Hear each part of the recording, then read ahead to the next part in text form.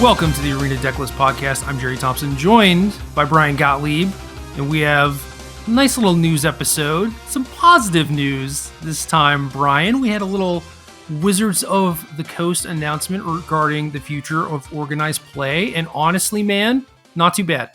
Great. I think it's great. I think it delivered exactly where it needed to. I said before this announcement, my expectations were pretty high. A lot of that was I felt they didn't have to do much to really have a home run. Same. They went beyond my expectations, though, quite frankly. I think money support looks good. I think logistics of it look good. I think I can mostly, I would say almost entirely, understand what's happening without the use of various flowchart aids and secondary resources to understand my path to qualification. So I'm excited. It's a really, really good time to be a TCG player. And I want to unpack all the specifics here because it just feels like they're getting a lot of stuff right. And I'm happy to see it. With regards to the lack of flowcharts, it is amazing what just going back to basics will do, or ripping off Flesh and Blood's organized play model will do, I guess. Well, hold on. I'm kidding. You know I love Flesh and Blood, but like they took a lot of their stuff from Magic, so that's turnabout is fair. Totally fair play. Totally fair play. That's the joke. But yeah, man, three Pro Tours a year, one World Championship, which is 128 or so players, give or take. And then you have basically what amounts to like some PPTQs that feed into like pretty hefty regional PTQs that these feel like mini Pro Tours. Yep. Honestly, dude, this is like the system that I proposed when I was working at Wizards in 2013. And think we could have been doing this for 9 years already, should we not have taken a detour to the land of esports, where all good things eventually get derailed. The best thing is them sunsetting that account. Yeah, that was big. If you haven't seen that, the Magic Esports account on Twitter no longer has a different name now. Play MTG, at Play MTG on Twitter. It's funny, and people were like making fun of them for it. And it's like, I mean, y'all know that this is a good thing, right? That they did that, but they still just can't resist the opportunity to give them shit for it. Well, look, which I get. It's going to take some time, man. I mean, like Magic did a lot to make themselves the butt of the joke. They did a lot to erode trust over the last few years. And like some people are going to want to lean into that. Maybe at times, myself included. I may still take a cheap shot every now and then. At the same time, you have to, if you want, this applies to not only games, but people, businesses, entities. If you want things to grow and improve and get better, you have to give them that opportunity. You have to say, right, okay, thank you. Thank you for acknowledging this wasn't working. Thank you for shifting back to what worked before. And I'm happy to see us all reach this conclusion together. It feels really vindicating in a lot of, I mean, do you feel a little vindicated for our past few years of complaining? Because look, I'm not stupid. I know that our podcast has had an extremely negative slant over the past year, 2 years, whatever. However long it's been, where things have been kind of going off the rails. 3 years, maybe. Sure, absolutely. And I think about that a lot because I think about serving my audience and making a show that people want to listen to. All these things are very, very important to me. And it made me think like, you know, am I this negative person? And I kind of had this realization after I did the Flesh and Blood show a couple of weeks ago. It's like, I'm not a negative person. I'm really not. Like I see the good in a lot of things. I get excited about things very easily. When things go well, I'm hyped about it and I'm open about it and I want to share it. But things have been really shitty for 3 years, like just really horribly shitty. And if I didn't acknowledge that, I would have just been chilling, basically. So I am going to be the loudest supporter of any good system that lets us get back to playing Magic the way we love to play it. This is that. This is just a system that does the things I wanted, and I'm stoked for it.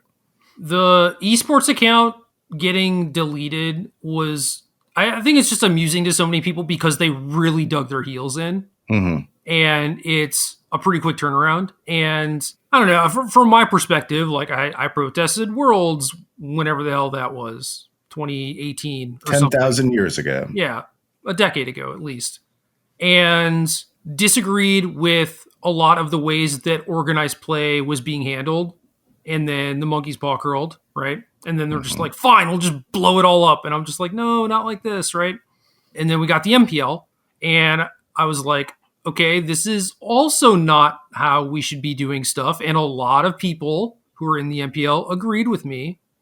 And I was the only person who left because everyone else presumably wanted to cash their paychecks, which I get. And then that system is just completely blown up within 2 years. And like the world's protests, it really seemed like it brought awareness to it and made people care a little bit more, but ultimately didn't accomplish a whole lot.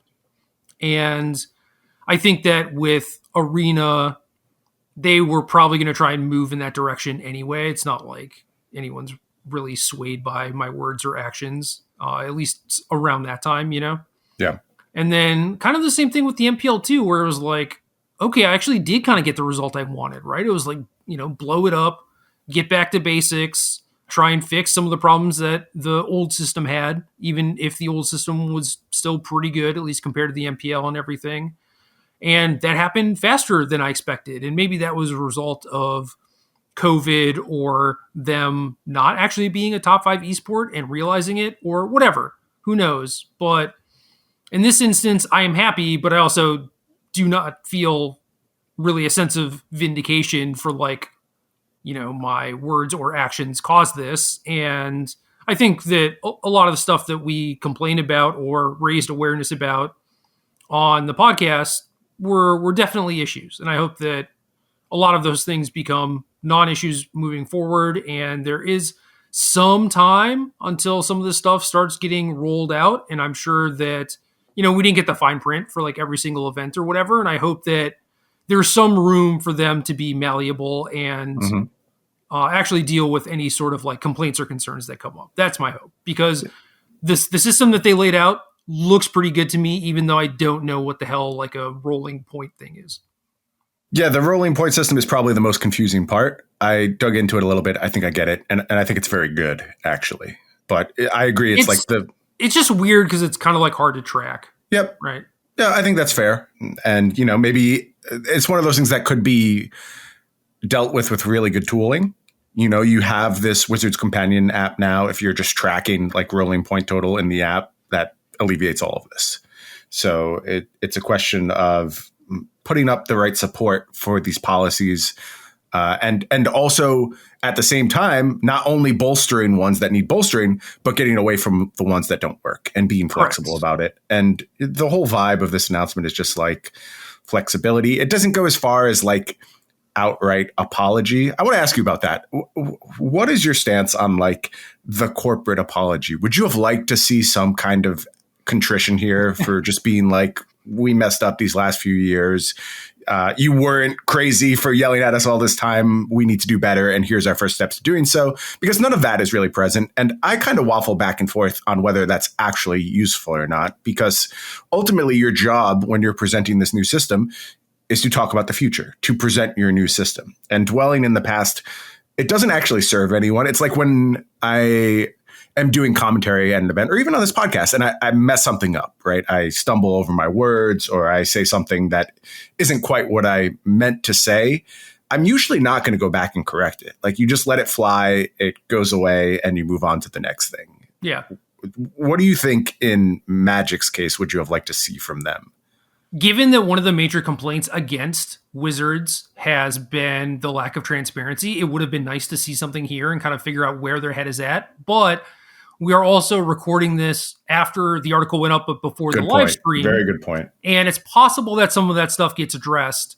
And that's mostly all I care about, because while I think that some sort of apology or admission of fault or whatever would have been nice, I know realistically that I think we probably would have given them shit for it. So they're in a bad spot, right? Like damned if you do, damned if you don't. At this point, it's weird because they're kind of free rolling. I think a lot of people were not expecting much, and they could have really rolled out like a bare bone system, and I think people would have been happy for it. They might not have been like super stoked, And I think that this gives people a lot of reasons to be stoked, especially since there's like way more money involved than I thought would be. But yeah, I think that they did have an opportunity to actually try to kind of like rebuild some of that lost trust and be like, okay, like let's try and start over. We realize that things kind of got out of control or whatever. We would like to be upfront and actually communicate about what's going on. We've realized that that is just like net positive for both you and us, blah, blah, blah. And maybe that is taken as a sign of good faith. Maybe it's not. I'm leaning towards like, maybe it's not. So they're just like, whatever, we're just going to roll out the system, let it speak for itself. And I think that that's fine. Now, I assume at this point, most of the people we're speaking to have probably like looked over this stuff. I do think, though, it benefits us in case someone, gets the bulk of their Magic news from us to sort of break down the setup for this. Or you see the cliff notes on Twitter and like you want to get the actual D tier or something. Yeah. So who's going to handle that? Me or you? Who do you think is better suited to present? Okay. I had a feeling that was the answer. I've been up for quick maths. Dude, maybe like 26 hours. Okay. That's a good number of hours. So most of your takeaways are just fueled strictly by Red Bull at this point. I'm currently drinking a Mountain Dew Spark. I'm trying to. Oh, good choice. I am actually trying to sleep at some point. So I'm trying to not just jam Red Bulls. And the last Red Bull I had was probably like 6 hours ago or something too. I also have a water bottle. So okay. So you're on the downswing from Red Bull. That's good to hear. That means that it is my job to present this to you. And thankfully, Magic has produced this handy pyramid, which keeps things pretty simple. And I think it gives you most of the information you need, which is what you need from your organized play system. You need to be able to look at it at a glance, understand how this all works. Ryan, so. The one thing I want to most incorporate into our game, like our content creation game, is just infographics. Is a pyramid? Oh, okay. I thought it was going to be pyramid shape. I mean, it could be a pyramid. I don't know. Pyramids have kind of like steered me wrong in a lot of different ways. Wait, what is your anti-pyramid stance? That's weird. So there are pyramid schemes. Those are bad, right? Yeah. There's the food pyramid. That was bullshit. That was bad, yeah. Okay. There's the bad guy from Gravity Falls, Bill, who's a pyramid and not very good. Okay. I don't know anything about that. I did win a pro tour with Amonkhet, and they had some pyramids, so that's okay. Okay. That's not bad. But yeah, basically, man, you do your thing. I'm super tired. I read this stuff. There's no way in hell I retained it though. Okay. You take a nap. I'm going to run through this pretty briefly. 4 tiers is how they have their pyramid set up. At the bottom tier, regional championship qualifiers. These are essentially store play run by WPN stores. So those are stores that Wizards has a good relationship with. Hopefully there'll be some kind of, I don't know if bookkeeping is the right word, some kind of check to make sure these stores are well set up to run tournaments worth traveling for. If you go back to the PTQ days. Can I jump in?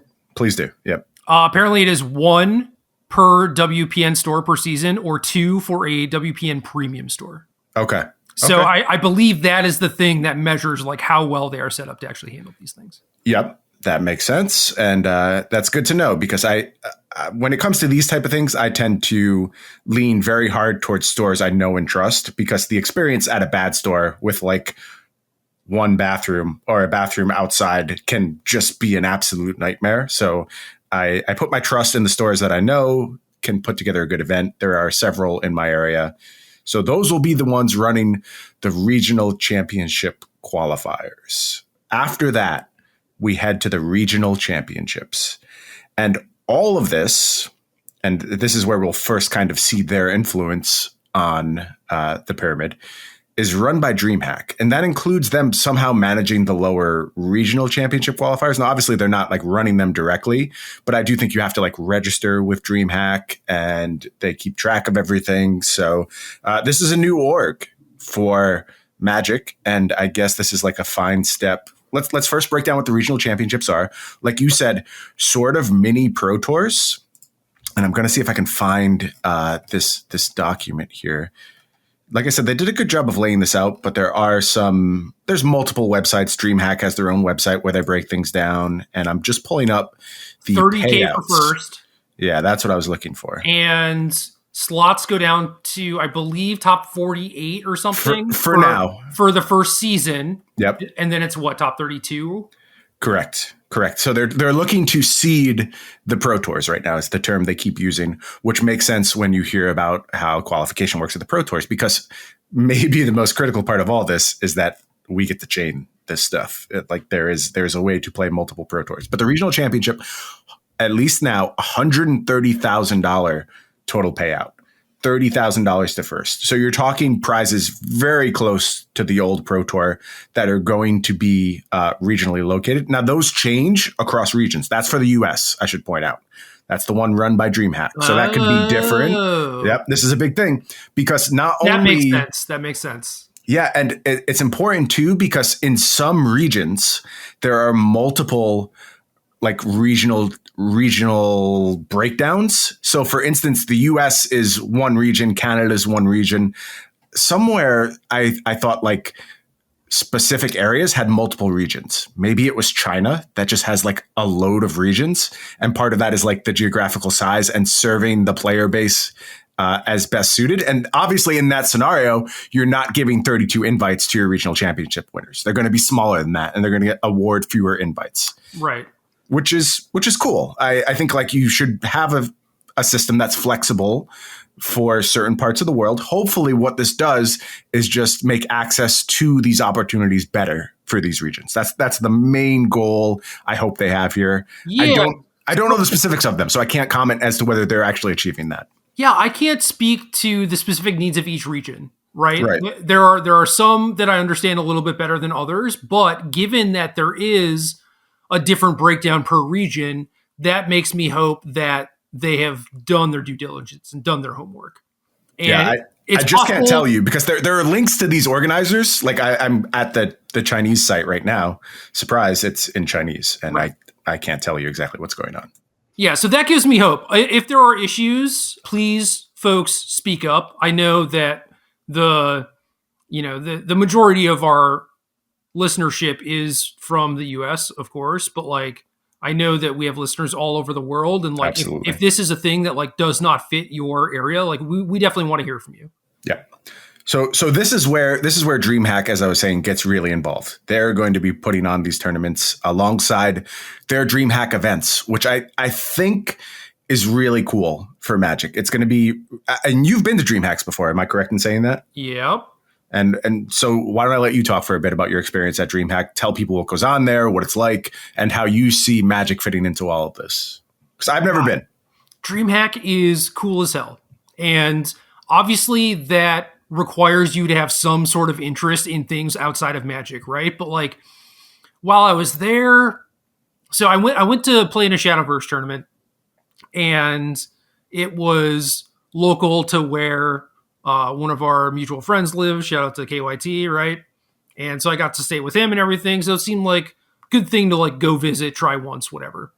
And while I was there, I like ran into someone who's like a professional Street Fighter player, and we got to talking. And it is cool that we don't normally like cross esports or whatever and get to interact with those folks. And it's cool because we actually just had a ton in common as far as like our lifestyle and like how we approach the game and all sorts of stuff like that, where it was like, Magic to Street Fighter seems like it should be at least like a decent amount different, right? But it's like there's so much overlap that it was just like we had a blast just like hanging out for the time that we had, And I'm not well versed in a lot of that stuff, but it was like, walking around, watching people play like Rocket League or watching the Street Fighter stuff or like some other FGC stuff, it was just like very, very cool if you are remotely interested in that stuff. And then, I mean, the inside of the place is normally, I don't know, kind of like EDM-y, I guess, is just like kind of dark, but there are like neon lights because all the different stages are set up. Like if you saw the Magic booth at PAX when they did the Invitational, like maybe you saw it on coverage or whatever, it's just, set up like that, right? And all the stuff is like very cool, very eye-catching. And you will almost certainly like get your money's worth for a ticket, which is cool. However, this is where I become a little bit disparaging. Okay. You're allowed. it doesn't seem like there's a whole lot of space carved out for the Magic folks. And to my knowledge, there's also going to be like two 10Ks run alongside of these things, and like maybe the cost of like the ticket to get in or something, I don't know, is enough of a deterrent where they don't think that they're going to get many people. But it's like, I expect that if these events have no cap, that they are going to be very popular, right? And it kind of looks like they're just undershooting it a little bit. Okay. Are you basing that mostly on their old setup? I mean, obviously, taking on this thing means they're going to have to change the way they do dream hacks. This is a big undertaking, and they have success with big undertakings. I have to assume they're going to carefully think about potential player bases, and they've seen the big Magic Fest. Like it shouldn't come out of left field. I mean, they've seen them, but it's like, who is they? Are they the same people who are running the thing? Are they the same people who are like designing the floor layout and everything? Like there is a map somewhere where it's like the space, like you can see how big the Magic space is. And for this upcoming set of DreamHack events, you're saying? I believe so. Okay, that's interesting. I didn't know that. And also, like, maybe they know, or they think they know, but like they haven't really run like a Grand Prix before, like that scale of an event. And they've done some arena tournaments or whatever, but like those have been small ball, So it would not surprise me if they do undershoot it. If I'm wrong, I will be super happy. I'll be stoked, and faith restored in DreamHack or whatever. But yeah, let's also talk about the fact that they can correct, right? Like all of this should take some degree of correction. Yeah, maybe the first one's bad, and they figure it out. Right. That seems completely possible. It's funny at the moment that the esports account gets deleted by Magic, DreamHack becomes, sort of the primary tournament organizer at this point. Like they're kind of leapfrogging Star City Games Channel Fireball by taking this on. And I think, I think that's a really interesting development. I certainly have some aversion to esports as it relates or has related to Magic the Gathering, but I love esports. I watch FGC events. I have been a huge League of Legends fan throughout various points in my life. So this stuff speaks to me. It is in my wheelhouse entirely. And I am excited to see what they can do. And my hope is that they come away with something that feels a little bit more modern. Because Magic sort of feels like, even through the esports era, it feels a little outdated. Even when you move the client to an online client, it still felt like it was kind of not quite in the future. Yep. And I want to see what DreamHack can do to sort of make it feel a little shinier, a little bit more modern, and maybe make it more appealing to people who aren't old and crotchety like us. Yeah, that's the other thing too, is like, well, now you see kind of like the cross-pollination at Magic Fest or Command Fest or whatever, where it's like, well, maybe you played in the Grand Prix, but now your friends play Commander and you'll go sit over there and like borrow their Commander deck. Well, like what's going to happen when someone who was a lapsed Magic player was doing like League of Legends land with their friends, and they wander over and they're just like, yeah, I'll join a draft or whatever. Dude, and I will tell you, I don't know that I'm supposed to reveal this. I've been hanging out in another Discord lately, every now and then. How dare you? I know.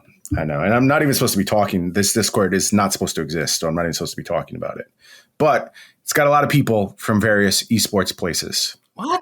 You're just like hanging out with cool kids and not telling me? Yeah. I'm sorry. I hate to break it. Do they know who I am?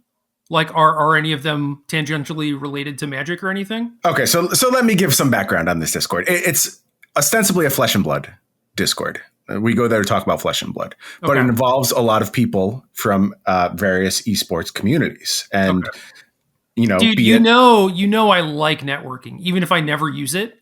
Gerald, it is not my Discord. I was invited there. If it was my Discord, you would be the first member. I would sign you up. You would be on board. I'll start pulling some strings. I'll see if I can get you in the Discord. You're going to have to play. Everyone there plays Flesh and Blood, though. That's the one thing holding you back. So if you're ready for your lessons, do anything. Oh, you do. You do in this case. Dude, is Dave Root in there? He'll get me in. I'm not telling you. I'm not supposed to answer He's questions about definitely the in Discord. there. It doesn't even really exist. I don't know what you're talking about. Anyway, bunch of people from various esports scenes, Overwatch, League of Legends, basically every esport you could think of.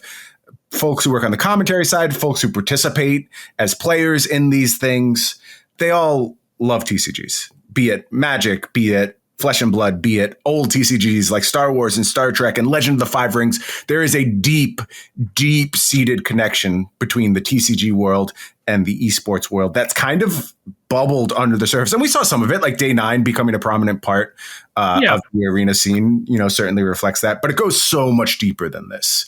And having Magic in the space with all these things, it's going to be a really big deal because there is overlap in these communities. I'm promising you. And you're going to see things like where there's these 10K events, you're going to find stars of these other worlds coming over for Magic events. And it's going to be a really cool experience.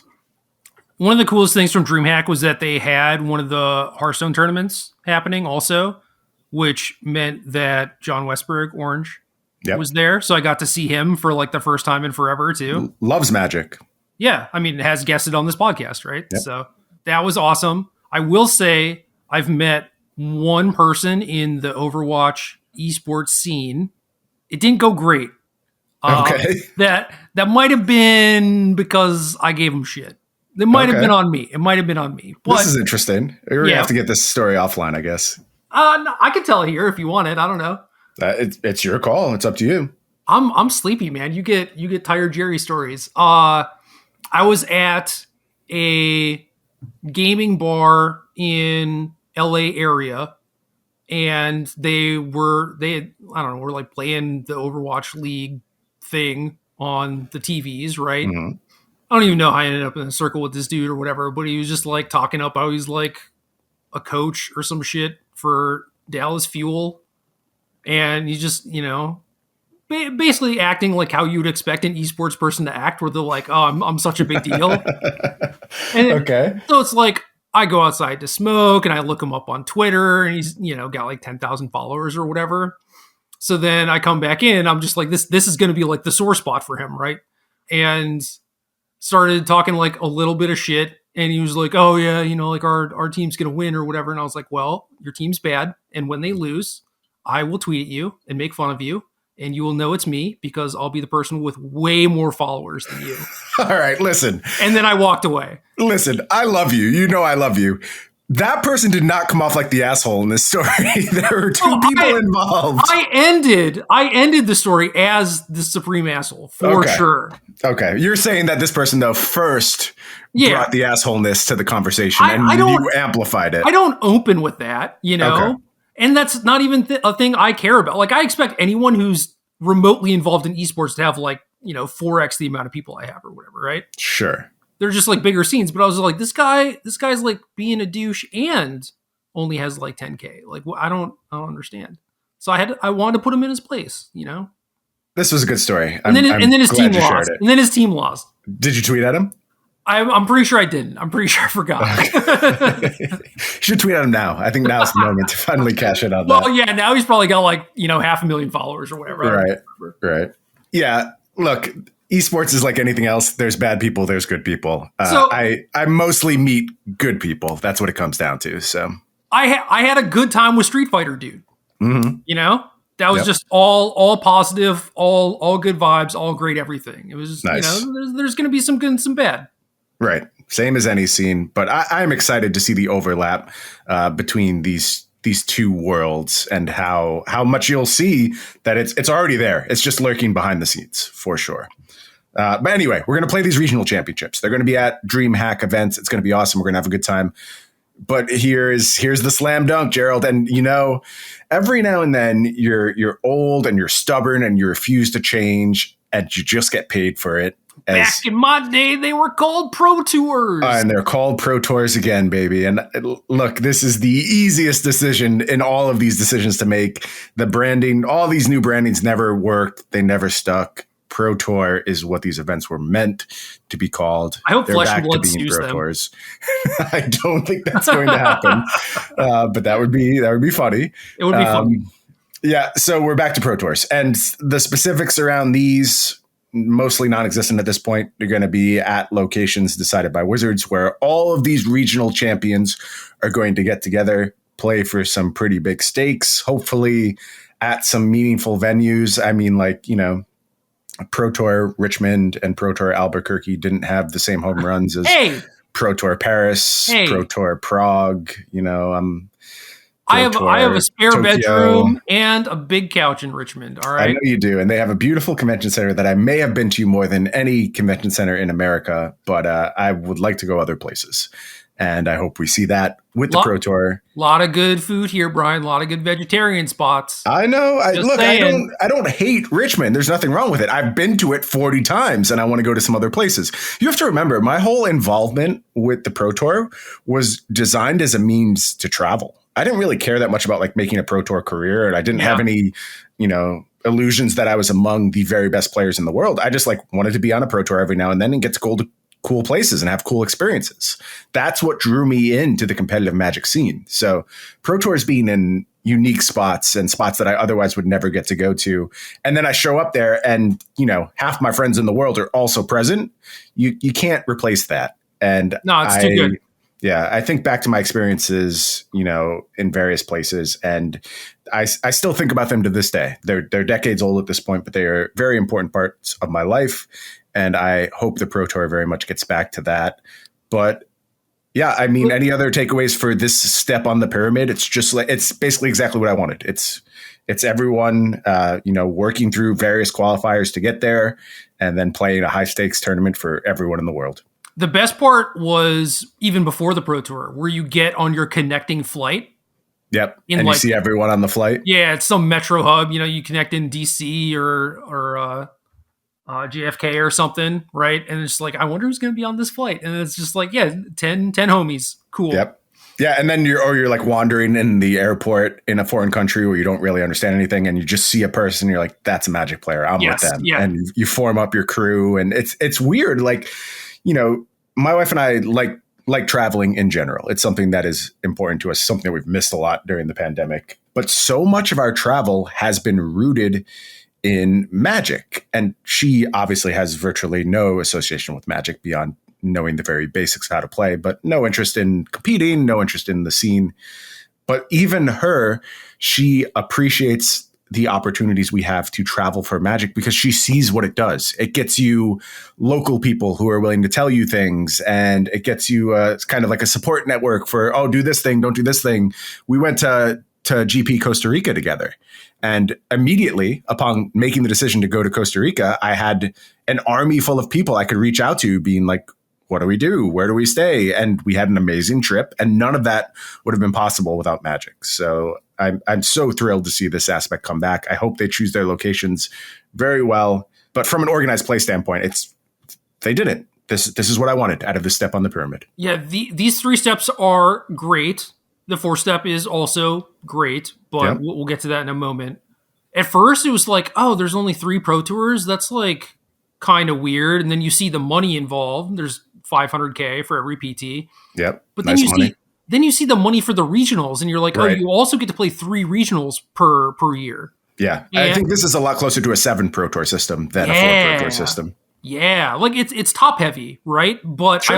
I also love the fact that it's kind of like PPTQ level, but it qualifies you for a thing that matters versus like an RPTQ where it like kind of matters, but it doesn't really feel like it, That is such a good point, Jerry. And I didn't even like internalize that till right now because I hated the RPTQ system. It did nothing for me. If things improve and I'm willing to go to stores to play, I will want to qualify for every regional. Yep. Just straight up because that like they're lucrative. They give you a bunch of slots. So it's not super feel bad when you like lose in top 8 and like barely miss your slot. It's like you can go deep in the tournament and still do well, especially in the first year when it's going down to like 48 or whatever. Yep. This also does a great job of serving the LGSs, which have been through so much. So many of them didn't make it through all this. This puts players back in their stores. I mean, there's so much to gush over when it comes to this announcement, but it really does seem like it's bringing all the pieces back together. And that's the thing that blows your mind is that they sort of had all the pieces together and then they were like, smashed them off the table like an angry toddler and came back with new pieces. But at least they picked them back up and rebuilt their pyramid. That's the thing I keep coming back to. Yeah. Actually, now that I'm thinking about this more, I think it was Eric Lauer who came up with like the middle step. The regional championship step? Yeah, like back when I was working there, where he was like, we all agreed that the 300 to 600 player PTQs were not sustainable, you know? Right. So it was like, oh, you need to add a step or whatever. And he was the one that was like, oh, you just have like mini pro tours. I'm pretty sure. I remember definitely being on board with it and maybe having like kind of a similar idea. Maybe it was like just more PTQs that feed into like an SCG invitational feeling kind of event or whatever. But I remember just being super happy with this idea. And then it was like, no, they don't need to be that big. So let's just make them, the RPTQs like they were. And it was like, this is not as exciting, but like this, No, definitely not. is the regionals are actually things that people are going to want to qualify, which they're going to want to go to local stores. And I'm concerned that the stores might not have, capacity or whatever, or people are going to get turned away. But like, that's a good problem to have. Absolutely. And then the pro tours themselves, it's like you do the same thing that you were doing before. And like, how bad can it be? It can't be bad. It's great. It was a great system. It was formative in my life. And their best competitors saw that and used the same system because it was that good. So I'm just so over the moon about getting back to this. The last step on our pyramid, World Championship, that's not going to matter to many of us, but it's a bigger field than it used to be. It's 128 players now. You can also direct qualify seemingly through Arena, seemingly through Magic Online, which are also going to have inserts to all of these systems. It remains to be seen if they're going to insert direct to the Pro Tour, direct to regional championships. I'm kind of okay with whatever they do, honestly. The important thing is that this feels like the core pyramid. And then if you want to have one Magic Arena championship on top of it, that's just like a standalone event every year for people, I think that would be great as well. But ultimately, you want to feed everything into this pyramid, and it feels like they see things the same way. It's kind of wild to me that the regionals also awards invites to Worlds.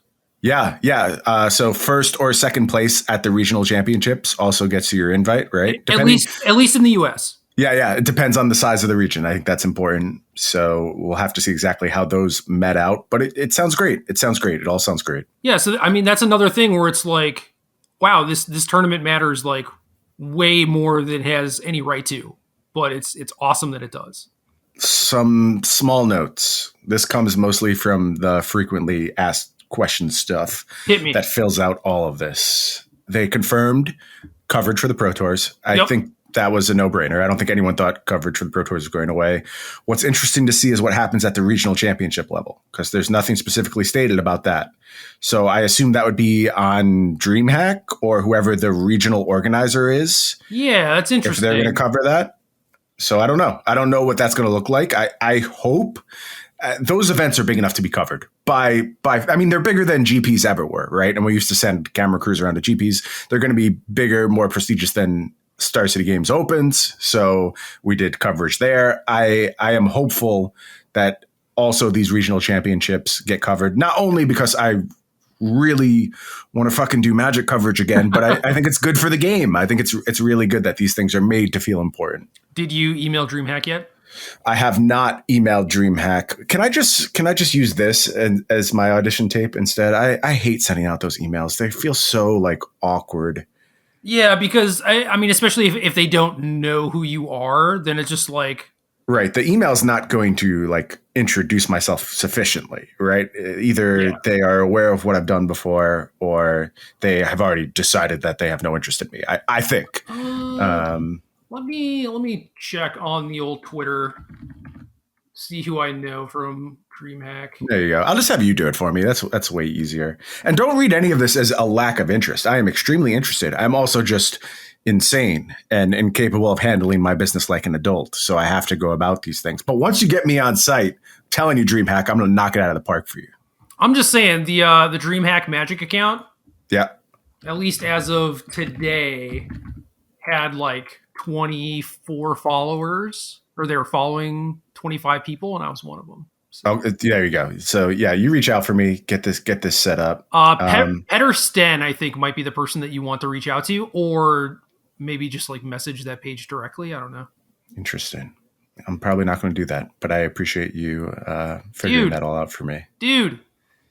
I like to let the public speak, Gerald. If people want me to do coverage for their events, then it'll just bubble to the surface naturally. I mean, granted, I had to like sort of passive aggressively tweet to get a Flesh and Blood coverage gig. And I probably also can trace my first Star City coverage stuff to passive aggressive tweeting. Maybe that's the key. Maybe I just need to get on the Twitter page. Can you at least follow Petter on just at Petter Sten? Sure. I will do that for you. Phonetically. It's pretty easy.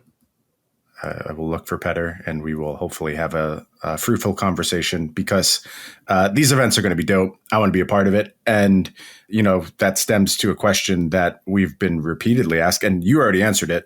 Are you going to play these events? You said basically as long as things are sustainable and safe, you would like to. I feel the same way. I want to play these events. I want to be part of it.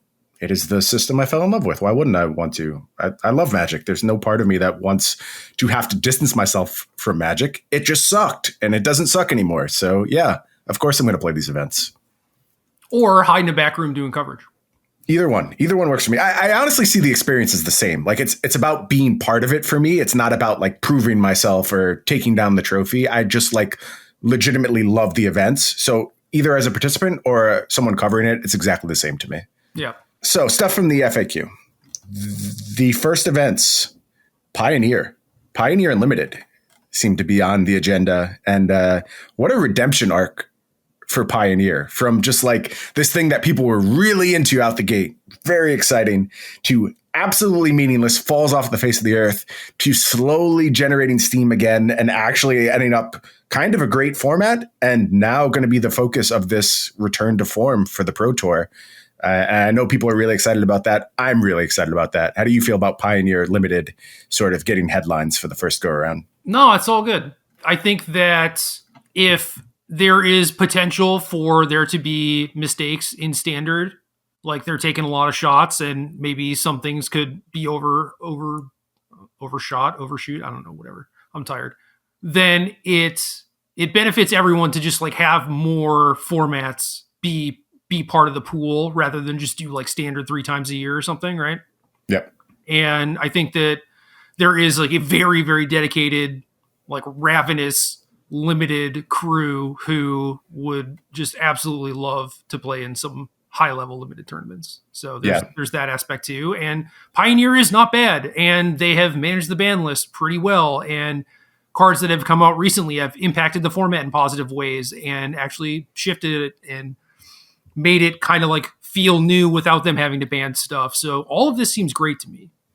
Agreed. I will say that I talked a lot in the old days about limited probably shouldn't be part of Pro Tour coverage. I'm still not sure it should be part of every Pro Tour.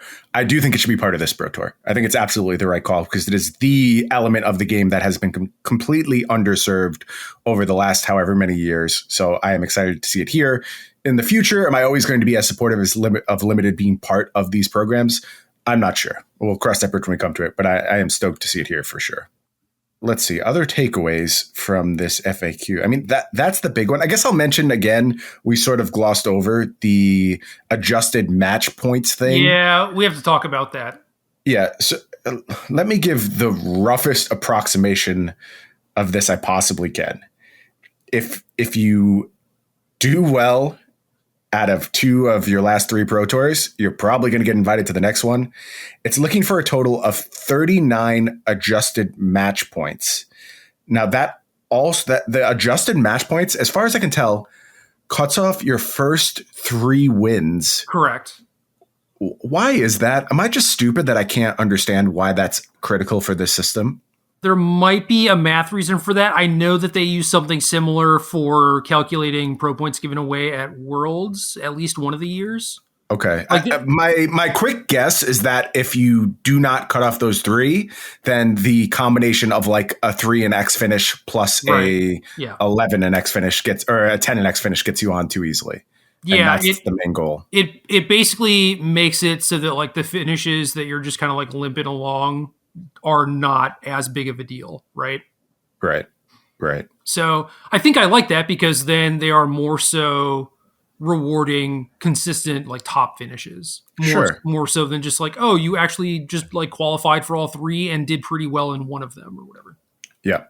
So other things I kind of want to sort out. I'm doing this live. I'm trying to understand this. AMPs count the previous 3 Pro Tours held, not the previous 3 a player attended. So you could look back over the last 3 Pro Tours. That's important for sure. Yeah, that's interesting. Now, it also, however, goes across seasons. So if the season changes, but you played 2 Pro Tours in the last season, still carries over. That is tremendous. Honestly, no more of the BS having to play the first PT this season to have a shot to do anything. I look at how this policy would have affected my Pro Tour career. I would have played multiple more Pro Tours very easily just off of this adjusted match point training. And it would have been really good for me. Josh Cho also. Yep. Josh Cho's another one. All these things are net positive changes. Like I said, I don't really get the mathematical details of adjusted match points. I am confident it's there for a reason.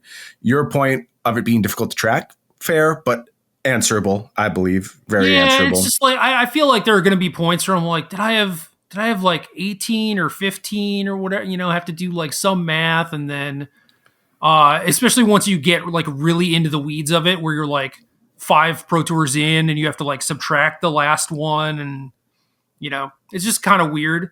The thing I don't really like about it is like, I guess it makes it so everyone's match mostly matters, but you are definitely going to get. Wait, why don't you like that? So I like that aspect of it, but you're going to get into situations where. Oh, I see where you're going. Go ahead. Someone is very clearly like, well, if I win this match, I get queued for the next one. So like, please, Yep. And I would really like to just see them do away with any sort of concessions at all, if possible. Yep. But what are you going to do? Like, I get that it is very, very difficult to enforce. And I used to think like, I do think that the judges are good, but I used to think that like this thing would be super easy. And then there have just been some things that like I ran into where I was like, well, this seems like it should be easy. And it just like wasn't. So maybe it is just better to like kind of take it out of their hands and just be like, well, if it happens, it happens.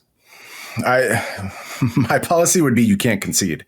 And I understand that's unenforceable. Like I get that, but like you're at least changing the conversation around concession to make it even harder, like give people more hoops to jump through because they're jumping through the hoops anyway. Yeah. And I just wrote a lot about this. I'm kind of like burnt out on the topic. I've said a lot of words on it over the past week as it relates to Flesh and Blood.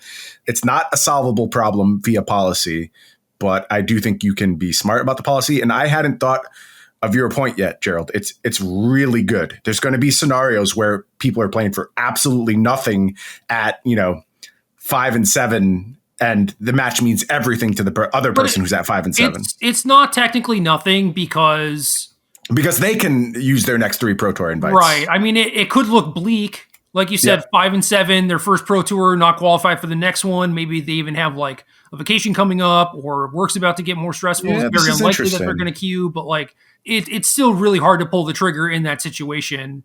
Yeah. So every win at a Pro Tour could potentially have value down the line. You never know. Yeah, which is net good, I think. Yeah. And will deter a lot of these situations. But when you're in those situations where it's very clear cut, it's not like, oh, concede to me, and then if I win out, something will happen. At that point, you're just like, no, it's not worth it. But if it's like concede and I make worlds or whatever, it's like, well, yeah, okay.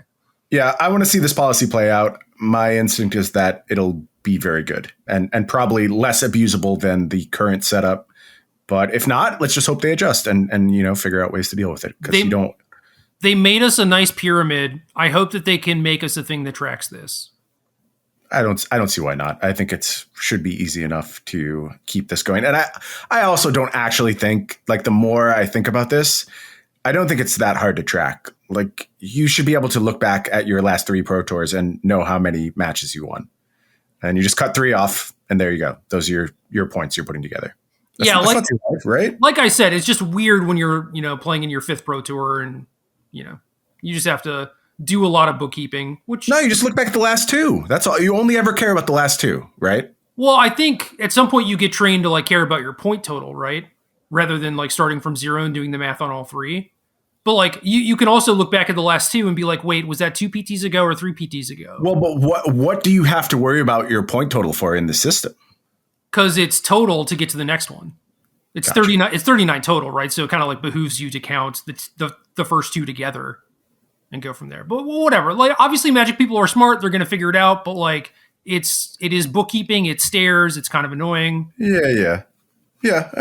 Less stairs are always good for sure. Yeah, it's not a big deal. Don't like we're spending a lot of time on this, but don't make it seem like. This is a deal breaker or whatever. I think it's the most confusing part of all this. So I think that's why we're spending time on it. And that's really high praise, by the way. If this is as confusing as it gets compared to our other systems, that's fucking fantastic. We've never had a system that made as much sense as this. But I guess part of that too is like we kind of grew up in a very similar system, right? So not a whole lot has changed.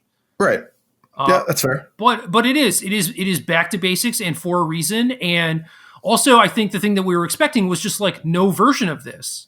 Right. Because that's kind of what they alluded to, where it was like, oh, we don't really want like a gravy train Platinum Pro kind of life. Right. And now we actually have something, and it's cool that you have a reason to track it, I suppose, because it's just net positive for all the players. Yeah. I mean, to me, with my experience with Magic, which is very different from the typical experience, very difficult from your experience, very different from the average player experience.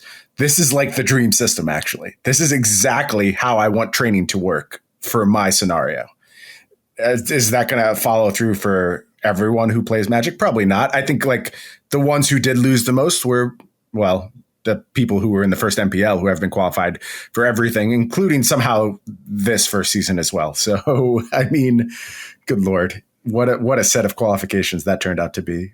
But whatever, that's behind us now. I agree. Could have been me, baby. It could have been you. I agree they should have the invites, by the way. I'm not saying you should take them away, but wow, what a qualification in 2017. I mean, it's kind of the same thing as like filling the MPL to start. You need to choose a line somewhere. And for these pro tours, they're obviously very concerned at getting around 300 people. And yes, these folks have been grandfathered into the MPL for over a decade, 2 decades now. And I think it's completely fine. And there is also like a decent amount of folks where it's just like they just locked up MPL or they just locked up Rivals or whatever. They deserve something. Yeah. Yep. I agree with you. I gave my friend enough time with this now, so I'm going to finally spill the beans on this. I'm sorry, John, if you're listening. I told my friend John Kapoor, who makes a really, really good video series called Pretty Dece over on TCG Player, where he looks back at like. Why did you say it was really good when the name is? The name is Pretty Dece. Yeah. I know. Yeah, my fault. Sorry. Anyway, looks back at historical events in Magic history, and I pitched him this idea a long time ago. He hasn't made it, so your time's up, John. Somewhere in 2017, somebody, probably Jeremy Desani, based on my guesses, played a match of Magic for so much equity that it's mind-blowing and had no idea they were doing so. Like, I'm telling you, someone played $1 million match of Magic at that point in time because of all of these qualifications that have now snowballed from being in that top 32. And it almost certainly has to be Desani because he was like the last person out. And I just think that's amazing. If you can find this otherwise meaningless match, who was it against? What were the decks? Did you know it was? Obviously, you didn't know it was $1 million matchup. But now in retrospect, how does it look as $1 million matchup of Magic? And Desani just mulled the 3 twice or whatever, and he was like, whatever. I'm out $500. No big deal. Totally possible. Totally possible, and it is mind blowing to me.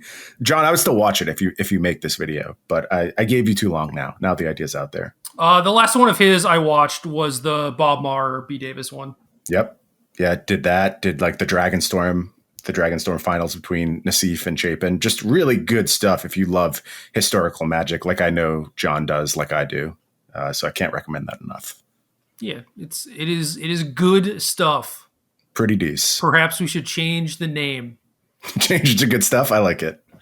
Anything else? I guess the digital stuff we talked about a little bit is still kind of up in the air. Yeah, don't know much about that yet. I honestly am fine if Arena just gets excommunicated from this whole system. My patience for Arena continues to get smaller and smaller, but I don't want to talk about Arena today because I have things I'm happy about. So let's not talk about that. What are we going to do for the rebrand? I don't know. The Tabletop Decklist podcast Oh, man. doesn't quite roll off the tongue. I like our logo, though, you know? I do too. I don't necessarily want to change it, but like the process of like commissioning a logo was fun. Yeah.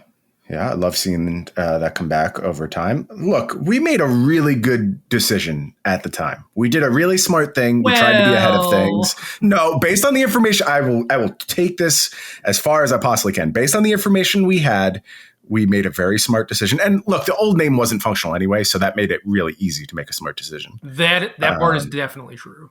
Yeah. So with the information we had, we did a good job, and then Arena betrayed us entirely. So what can you do? Here's the thing. I wanted it to just be like arena.gg.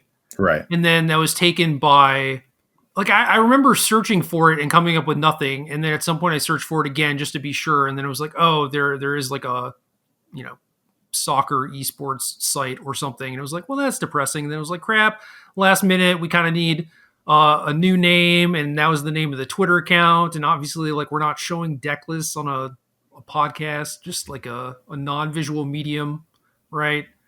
So the name's not good. We know it's not good. If y'all have any good names for brands, no, I'm not taking good names. We also tried this for literal like a year and a half before we actually changed the name. That's true too. We asked everyone for name inputs. We spent hours thinking about it, searching for possible names. It wasn't like we were just like one day, hey, we should be the Arena Decklist podcast. It was thousands of dollars invested, hours and hours of research invested, and this was the best we could come up with. So maybe that says something about us. Game.